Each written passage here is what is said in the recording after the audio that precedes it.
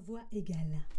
Après la réussite de la première édition, À voix égale revient en 2024 avec une deuxième édition. Regarde-moi, Pilotée par vois, l'Académie de Montpellier. je suis minuscule et maigre. Tu ne feras de moi qu'une bouchée. Bonjour et bienvenue au centre hospitalier de Cholet. Veuillez patienter, nous allons prendre votre appel. La voix est un outil puissant qui peut influencer et inspirer les autres de différentes manières.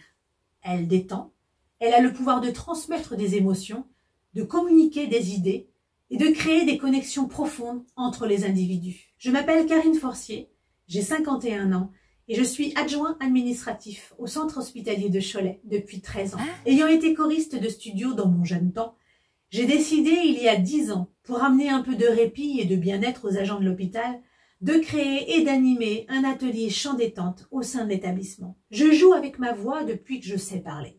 J'aime faire des voix différentes, des accents ou imiter des personnages. L'arrivée de la Covid-19 va me faire entrevoir une profession qui jusque-là était réservée aux Parisiens ou aux résidents de grandes villes. Voix off. Qu'est-ce que la voix off? La voix off est par définition la voix que l'on entend dans l'ombre sans jamais la voir et pourtant elle est présente partout. Répondeur, GPS, pub radio, TV, Internet, livre audio, audio-guide, documentaire, film d'entreprise, TV, support éducatif. en bref, elle vous accompagne au quotidien. Pourquoi je vous dis que la Covid a changé la donne? Eh bien tout simplement, les voix off se sont mises de plus en plus à travailler en home studio. Internet, avec les réseaux sociaux et la technique, a supprimé les kilomètres entre les professionnels. Le business de la voix off devient exponentiel. Remarquez le nombre de structures susceptibles d'utiliser des voix off.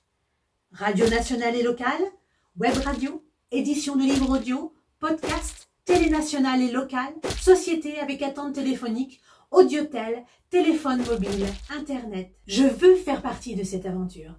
Je veux créer mon auto-entreprise de voix off pour pouvoir maîtriser tous les aspects de ce métier, aussi bien administratif qu'artistique. J'ai commencé une formation de voix off pour avoir toutes les clés et devenir incontournable. Je suis consciente du chemin qui me reste à parcourir, mais je me suis donné 1 an pour me faire un réseau, affiner ma voix et maîtriser le home studio. Alors oui, je suis une femme de 51 ans et la majeure partie de ma carrière professionnelle est derrière moi, mais je sais que je peux encore beaucoup donner.